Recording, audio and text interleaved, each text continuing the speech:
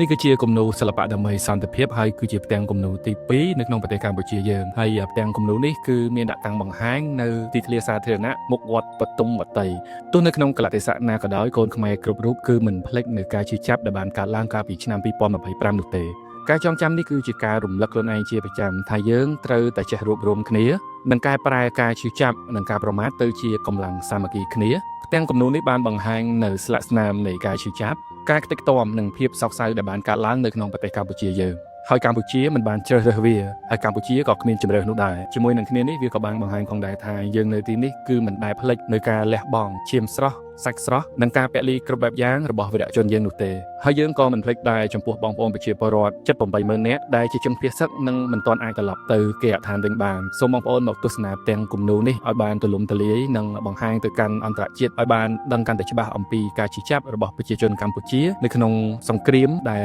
បានកាត់ឡើងនៅឯព្រំដែនកម្ពុជាថៃនាពេលកន្លងមក